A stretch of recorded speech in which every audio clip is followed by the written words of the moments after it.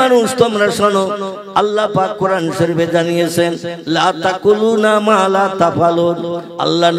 আল্লাহ কোরআনে বলছেন ওই কথা তোমরা কোনোদিন কাউকে বলিও না যে কাজটা তুমি নিজে করো না। লেমা তাকুলুনা মা লা তাফালুন, যে কাজটা তুমি নিজে করো না ওই কাজের উপদেশ যেন কাউকে দিও না, কারণ যে কাজ তুমি করো না ও কাজের উপদেশ অপরকে দিলে কোনদিন উপদেশ তারা গ্রহণ করবে না।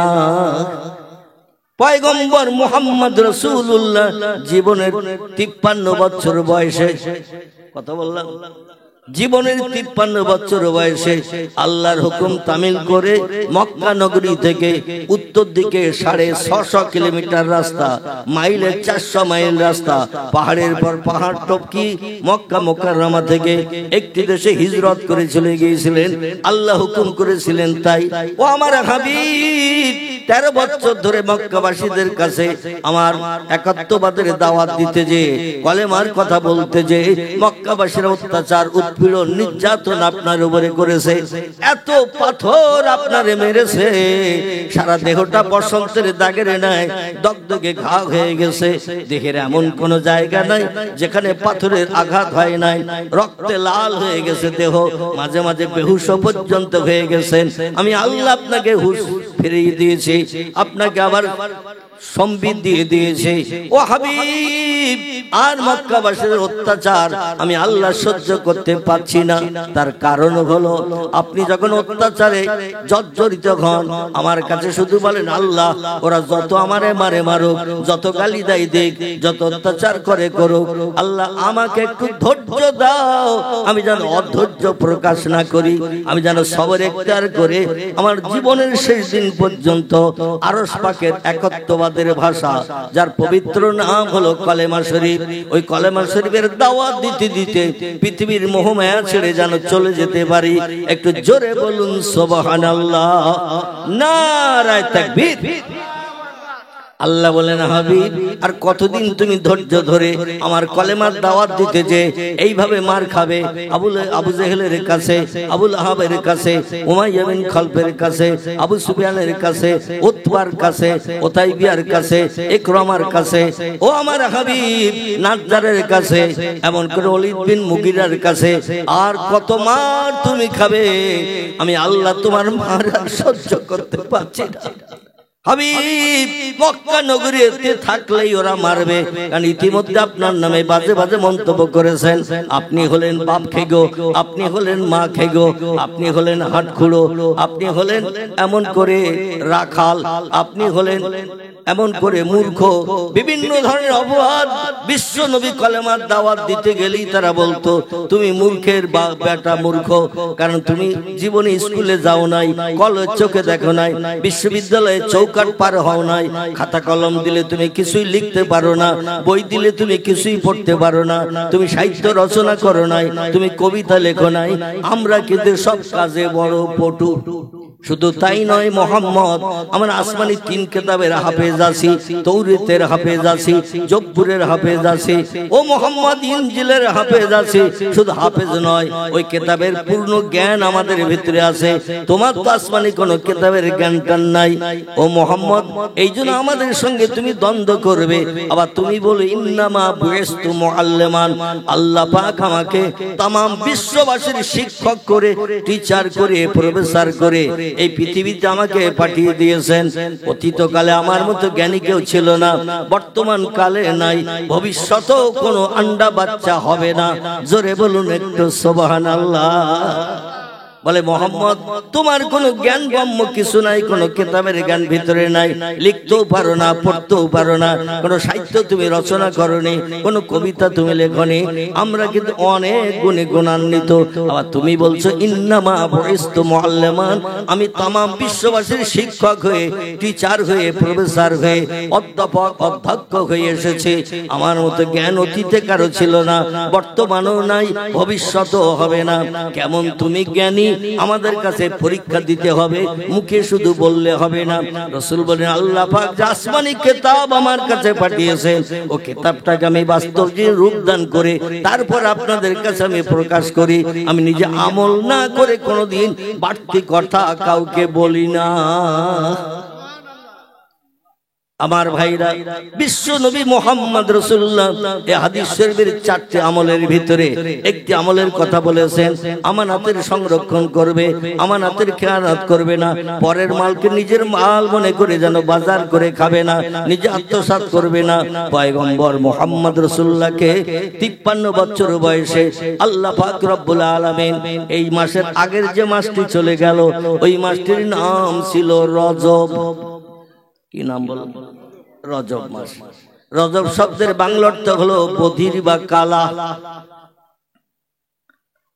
আমার ভাইরা, আল্লাহ বধির কালা করে মাসটা পৃথিবীতে পাঠিয়েছেন। এক মাস এই পৃথিবীতে বান্দার সঙ্গে থেকে রজব মাস যখন আসমানে চলে যাবে, নতুন মাস আবার শুরু হবে। পশ্চিম দিকে সন্ধ্যার পরে যখন নতুন চাঁদ দেখা দেবে, নতুন মাস শুরু হবে। সেই মাসটির নাম হলো শাবান। কি নাম? শাবান। জীবনের পাপ মুক্তির মাস। আল্লাহ পাক আমাদের গুনাহ রাশিকে maaf করে দিয়ে এই মাসে যে বান্দা বেশি বেশি করে আল্লাহর ইবাদত বন্দেগী উপাসনা করবে, আল্লাহকে রাজি করবে, খুশি করবে। ওয়াকিমুস সালাত ওয়া আতুজ যাকাত। যারা মুয়াজ্জিনের আযান শুনে দুনিয়ার সব কাজে লাথি মেরে দিয়ে বিবি বাচ্চার সঙ্গে গল্প গুজব পরিত্যাগ করে দোকানদারের শাটার টেনে দিয়ে কিংবা দোকানে কাউকে বসিয়ে রেখে মসজিদে জামাতে যে শরীক হলো, সেই ওয়াক্তের নামাজটা আদায় করলো এবং আতুজ যাকাত সারা বছর খেয়ে দিয়ে যে অর্থটা উদ্বৃত্ত থাকবে দেনাদুনি বাদ দিয়ে এর শতকরা 2.5 টাকা করে গরিবের হক আমি প্রত্যেকটি ধনিক ব্যক্তির টাকার ভিতরে গরিবের হক ঢুকিয়ে দিয়ে দিয়েছি। এই যাকাতের টাকা আদায় না করে নিজের বিবি বাচ্চা নিয়ে যদি ভক্ষণ করে, আমার কোরআনকে অমান্য করলো, কোরআনের নির্দেশকে লঙ্ঘন করে দিল, এদের ঠিকানা হবে জাহান্নাম। কি হবে? কোরআনে যে সমস্ত আল্লাহ তত্ত্বগুলো আমাদের বাস্তব জীবনে রূপদানের জন্য কোট করে দিয়েছেন, এগুলো ইসলাম শরিয়ত থেকে বলা হয় ফরজ। কি বলা হয়? নামাজ পড়া, রোজা রাখা, হজ করা, যাকাত দেওয়া, গরিব এতিমের হক ফাঁকি দিয়ে না খাওয়া, কোনো মানুষের প্রাণ নাশ না করা, কোনো মানুষের অর্থ আত্মসাৎ না করা, কোনো ব্যক্তির প্রাণ নাশ করে বিবি বাচ্চাদের বিধবা এতিম না বানানো, এই কাজগুলো হলো ফরজ কাজ, আল্লাহর কোরআনের নিয়ম নীতি বিধান। এগুলোকে আমরা যারা লঙ্ঘন করব, কোরআনের মর্যাদা দেব না, আমাদের ঠিকানা হবে কোথায়? জাহান্নাম। যদি বলেন হোয়াট ইজ দ্য ডকুমেন্ট, তাহলে একটা ছোট্ট আয়াত চিরকুটি আপনাদের কাছে তুলে ধরি। সূরা বাকারায় আল্লাহ 1450 বছর আগে কোট করেছেন, বিসমিল্লাহির রহমানির রহিম, ইন্নাল্লাযীনা কাফারু ওয়া কাযযাবু বিআয়াতিনা উলাইকা আসহাবুন নারি হুম ফিহা খালিদুন। জোরে বলুন একটু আল্লাহু আকবার। আল্লাহ বলছেন, পৃথিবীতে যারা আমাকে স্রষ্টা বলে মান্যতা দিল না, আমার উপরে ঈমান আনলো না, আমি আল্লাহ একজন মালিক আছি तमाम বিশ্ব ব্রহ্মাণ্ডের, এটা দুনিয়ার নিদর্শনগুলো দেখার পরেও যারা আমারে স্রষ্টা বলে মানলো না, ও বান্দা বান্দিরা আমারে স্রষ্টা বলে মানতে পারবে, চিনতে পারবে একটা কাজ করলে। আল্লাহ কোরআনে বলছেন, কুল সিরু ফিল আরদে ফানজুর কাইফা কানে আকিবা। ঘরের বারান্দায় বসে থাকলে আমি যে একজন মালিক আছি চিনতে পারবে না, বুঝতে পারবে না। দুনিয়ার জমিনে মাঠে যাবে, কাজ করবে, বাড়ি আসবে, খাবে, আর গোপ্র সাপের মতো নাকের আওয়াজ করে ফসফস করে ঘুমাবে। আমি যে তোমার মালিক, তোমারে বানিয়েছি, তোমার বিবিরে বানিয়েছি, বাচ্চাদের বানিয়েছি, এটা যদি বুঝতে চাও, কুল সিরু ফিল আরদ, পৃথিবীর জমিনে ঘর থেকে একটু বাইরে বেরিয়ে যাও, ফানজুর কাইফা কানা আকিবা, কত সুন্দর সুন্দর নিদর্শন আমি আল্লাহ পৃথিবীতে তোমার চোখ ধাঁধা লাগানোর জন্য বানিয়ে দিয়েছি। একবার দেখো, দাঁড়িয়ে দাঁড়িয়ে দেখো, দেখলে বুঝতে পারবে এই সমস্ত জিনিসগুলো এমনি এমনি হতে পারে না, এর পিছনে একজন মালিক আছে। ঠিক না ভুল? বড় বড় পাহাড়, বিরাট উঁচু উঁচু পাহাড়, ওই পাহাড়ের মাথা দিয়ে ঝর্ণার পানি কলকল করে নামে না, নামে না। আচ্ছা, কে ইলেকট্রিক মেশিন চালিয়ে দিল? আচ্ছা, ইলেকট্রিক মেশিন চালালেও মাঝে মাঝে ইলেকট্রিক অফ হয় না, হয় না? আমাদের বাড়িতে যদি ইলেকট্রিক অফ হয়ে যায়, আলো আর দেখা যাবে না, আধার দেখা যাবে। কথা বলেন। আধার দেখা যাবে, আবার লাইন যখন আসবে তখন আবার লাইটের আলো পাওয়া যাবে, ঠিক কিনা? আমাদের এই পশ্চিম বাংলার জমিনে একটি জেলা আছে, জেলাটির নাম হলো বাঁকুড়া। কি নাম বললাম? বাঁকুড়া। বাঁকুড়া বেশি দূর যেতে বলবো না আপনাকে, এমন করে Japan, German, England, Holland, Poland, Italy, Brazil, Thailand, Singapore, Burma, Rangoon, অত দূরে আপনাকে যেতে বলবো না। এই পশ্চিম বাংলা একটা জেলা আছে বর্ধমানের পরে, এই জেলাটির নাম হলো বাঁকুড়া জেলা। এই জেলায় দুটো পাহাড় আছে পাশাপাশি আমার ভাইরা, এই পাহাড় দুটির নাম হলো শুশুনিয়া পাহাড়। কি নাম বললাম? শুশুনিয়া পাহাড়। আল্লাহর অফুরন্ত রহমত, আমি যেটা বাস্তব দেখি সেটা বলি, আজগবি কোনো তত্ত্ব শুনে বলি না, কারণ মানুষ এখন যুক্তিবাদী, বুদ্ধিবাদী, অনেক জ্ঞানী হিসাবে বিবেচিত, ঠিক কিনা? আমি যে কথা বলছি এই শত শত এমন করে মোবাইল মেশিনে সব অ্যাকশন করছে না, করছে না। পরবর্তীতে বলবে হুজুর তো বললো, কই চলতে একটু যেয়ে দেখে আসি। যে দেখে যদি তত্ত্ব না পায়, বলে হুজুর শুধু মিথ্যা ওয়াজ করে। বলবে না, বলবে না, মিথ্যা ওয়াজ করে। এই জন্য আপনাদের অনুরোধ করব, আল্লাহ যে আছেন নিদর্শন দেখার জন্য, বাঁকুড়া জেলায় দুটি পাহাড় আছে পাশাপাশি, এই পাহাড় দুটির নাম হলো শুশুনিয়া পাহাড়। যখন যেদিন ইচ্ছা আপনি যাবেন, ইলেকট্রিক লাইন 24 ঘন্টা, কোনোদিন অফ হয় না, অটোমেটিক ওই পাহাড়ের গুহার ভিতর থেকে কল কল কল কল করে পানি নিচের দিকে নামছে। মানুষের পিপাসার পানি, গোসলের পানি, খাওয়ার পানি, নিজের প্রয়োজনীয় পানি, সব ওই ঝর্ণার পানি, পাহাড়ের পাথরের ভিতর থেকে স্বচ্ছ পানি, মিনারেল ওয়াটার পানি, যে পানির ভিতরে কোন আর্সেনিকের নাম গন্ধ নাই, কোন রকম জীবাণু পয়জন নাই। মানুষ শুধু ওই নালা দিয়ে যে পানিটা আসছে পাহাড়ের ভিতরে দিয়ে, একদিন দুদিন নয়, 1 বছর 2 বছর নয়, হাজার হাজার বছর ধরে অটোমেটিক 24 ঘন্টা কলকল করে পানি নামছে। ইলেকট্রিক মেশিন বন্ধ হয়ে যায় ইলেকট্রিক লাইন না থাকলে, কিন্তু ওই মেশিনটা চালু করেছেন কে? একটু জোরে বলুন আপনারা। ওই মেশিনটা চালু করেছেন তিনি, যিনি বলছেন খলাকাস সামাওয়াতি ওয়াল আরদ। ও বান্দা বান্দিরা, মাথার দিকে তাকিয়ে দেখো, ওই যে নীল আকাশ দেখতে পাওয়া যায়, তাম পৃথিবী আমি সের গেছি সামিয়ানার মতো নীল আকাশ দিয়ে। কোন দেশে কোথায় কটা পিলিয়ার খুঁটি দিয়ে ওই আকাশ থেকে দেয়া রয়েছে, একটু তথ্য জেনে এসো। আজকের এই সামেনা টানা হয়েছে না, মাথার উপর থেকে কুয়াশা যাতে না পড়ে, না ভিজে যায়। এখন শীতকালীন সময় আকাশ থেকে রাতের বেলা কুয়াশা আসে না, তাই কুয়াশা থেকে নিষ্কৃতির জন্য মাথার উপরে কাপড় টানানো হয়েছে। আচ্ছা, কাপড় টানাতে যে এই পান্ডেলের ভিতরে খুঁটি টুটি আসে না? নেই, আছে। তাহলে সামান্য একটা ছোট পান্ডেল, 5 কাঠা জমি হয়তো হতে পারে, কি 1 কাঠা বেশি হতে পারে, তার বেশি হবে। 5 কাঠা জমিটা কিন্তু একেবারে কম নয়। তো ওই রকম একটা এরিয়া করা হয়েছে কর্তৃপক্ষদের তরফ থেকে, শ্রোতারা যাতে ঠান্ডার হাত থেকে বাঁচতে পারে। চারিদিকে কাপড় দিয়ে ঘেরা হয়েছে যাতে ঠান্ডা হাওয়া না আসে, সুস্থভাবে মানুষ কোরআন হাদিসের কথা শুনতে পারে। সামান্য হালকা কাপড় মাথার উপরে টানানো হয়েছে, তাই খুঁটি পুঁতে দড়ি দিয়ে বাঁধতে হয়েছে। কি ঠিক বললাম না ভুল? তাম পৃথিবীতে ওই যে নীল আকাশ আমরা দেখতে পাই, পৃথিবীর বিজ্ঞানীরা কিন্তু আল্লাহর কোরআনের মতের সঙ্গে একমত নয়। বিজ্ঞানীরা বলছে বহুদূর ফাঁকা, তাই নীল মতন দেখায়, আকাশ বলতে কিচ্ছু নাই। আল্লাহ কোরআনের সূরা বাকারায় তথ্য কোট করে দিয়েছেন, হুয়াল্লাযী খালাকা সাবআ সামাওয়াতিন তিবাকান। জোরে বলুন একটু আল্লাহু আকবার। আচ্ছা, অসুবিধা হচ্ছে না তো আপনাদের? যদি বলেন হুজুর কেচ্ছা খাইনি, বলেন তো একটা না চালিয়ে দেব 2-5 ঘন্টা ইনশাআল্লাহ। কারণ শ্রোতারা বলে উনি ঐতিহাসিক বক্তা, কিন্তু শুধু ইতিহাস বললে তো হবে না। কোরআন হাদিসের কথা যে মজলিসে না বলা হয়, আমি ওই মজলিসটাকে শুকনো মজলিস বলি। কি মজলিস বলি? শুকনো মজলিস।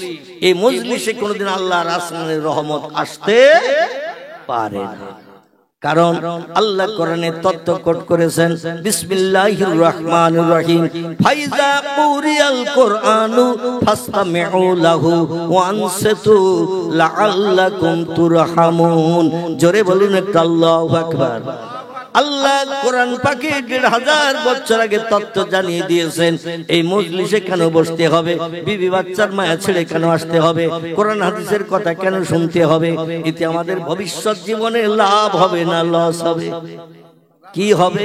আল্লাহ তত্ত্ব কোট করে দিয়েছেন, ফাইজা কুরিয়াল কোরআন, যেখানে আমার আসমানি লাওহে মাহফুজের সংরক্ষিত মিষ্টি মধুর সত্যবাণী সত্য ভাষা, যার নাম হলো আল কোরআন। আল কোরআন, ওই কোরআন যেখানে পঠিত হবে, কোরআনের আলোচনা যেখানে করা হবে, ফাস্তামিউ লাহু, তোমরা একাগ্র চিত্রে মনোনিবেশ সহকারে ওই মজলিসে যে তোমরা আমার কোরআনের আলোচনা শুনতে থাকো। কারণ ওয়ান সেতু মজলিসের সৌন্দর্য, তোমরা যেন কথাবার্তা বলে গল্প গুজব করে হাসি ঠাট্টার মাধ্যম দিয়ে মজলিসের মর্যাদা সৌন্দর্য নষ্ট করিও না। কারণ আমার কোরআন যেখানে তিলাওয়াত হয়, ওই তিলাওয়াতের মজলিসে কথা বলাও পর্যন্ত আল্লাহ নিষিদ্ধ করেছেন। জোরে বলুন একটু সুবহানাল্লাহ। আল্লাহ বলেন ওয়ান সেতু, মজলিসের মর্যাদা সম্মান রক্ষার্থে চুপটি করে বসে পড়ো।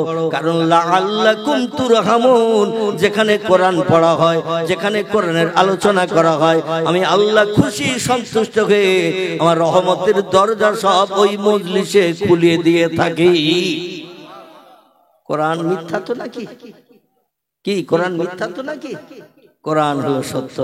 কোরআনের শুরুতে ইন্ট্রোডাকশন, সূচনাতেই আল্লাহ জানাচ্ছেন, কোনো কিছু বর্ণনা করার আগে, কোনো তথ্য দেওয়ার আগে বিজ্ঞানের কথা, ইঞ্জিনিয়ারের কথা, ডাক্তারি কথা, মাস্টারি কথা, পূর্ব জীবনের ইতিহাসের কথা, নবী আম্বিয়াদের কথা, ওলিয়া উলিয়াদের কথা আল্লাহ কোরআনে বর্ণনা করার আগেই বলছেন, যালিকাল কিতাবুল লা রাইবা ফিহি, আমার কোরআনের ভিতরে যত বিষয়ে তথ্য পরিবেশন করা আছে, লা রাইবা ফিহি, একটা তত্ত্বের ভিতরে কোন শকসভা মিথ্যা ভুল নাই। জোরে বলুন একটু সুবহান। এরপরও পৃথিবীর বিজ্ঞানীরা বলছে বহুদূর ফাঁকা তাই নীল মতন দেখায়, আকাশ বলতে কিচ্ছু নাই।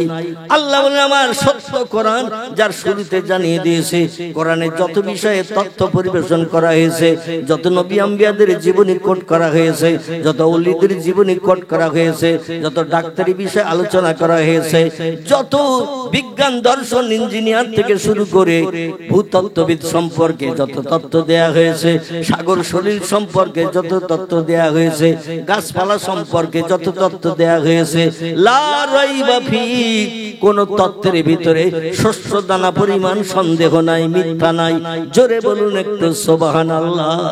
এই সন্দেহ মিথ্যা যে নাই, আল্লাহ তাই বললেন হুয়াল্লাযী খালাকা সাবআ সামাওয়াতিন তিবাকান। ও দুনিয়ার বিজ্ঞানীরা, ইঞ্জিনিয়াররা, ডাক্তারেরা, মাস্টাররা, ভূতত্ত্ববিদেরা, তোমরা শুনে নাও, জেনে রেখে দাও। উচ্চ শিক্ষিত হয়েছো, এমএ পাস করেছো, এমকম পাস করেছো, এমএসসি পাস করেছো, ল পাস করেছো, ব্যারিস্টার হয়েছো, উকিল হয়েছো, জজ হয়েছো, FRCS London first class first doctor হয়েছো, তোমরা জানো উচ্চ শিক্ষিত হওয়ার কারণে আমার কোরআনের তত্ত্ব মিথ্যা এমন ধারণা যেন করিও না। বরং আমি আল্লাহ আকাশ বানিয়েছি তোমাদের মাথার উপরে, এই কটি সাবওয়া সামাওয়াতিন তিবাকান। আল্লাহ বলছেন মাঝে মাঝে ফাঁকা দিয়ে দিয়ে, গায়ে গায়ে নয়, মাঝে মাঝে ফাঁকা দিয়ে দিয়ে আমি আকাশ বানিয়েছি 7টি। বিজ্ঞানীরা দেখতে পায়নি একটি। তাহলে বিজ্ঞানের কথা বিশ্বাস করবে না কোরআন বিশ্বাস করবে? কোরআন বিশ্বাস করবে। শুধু তাই নয়, আল্লাহ পাক বিশ্ব নবীকে বাস্তব জীবনে আকাশ দেখিয়ে দিলেন। আমার নবী তথ্য দেবে, তথ্যগুলো আজগবি দেবে না, না দেখে দেবে না। নবী জীবনে যত তথ্য দিয়েছেন এগুলো কিতাবের ভিতরে লিপিবদ্ধ। একে আরবি ভাষায় বলা হয় আল হাদিস। কি বলা হয়? আল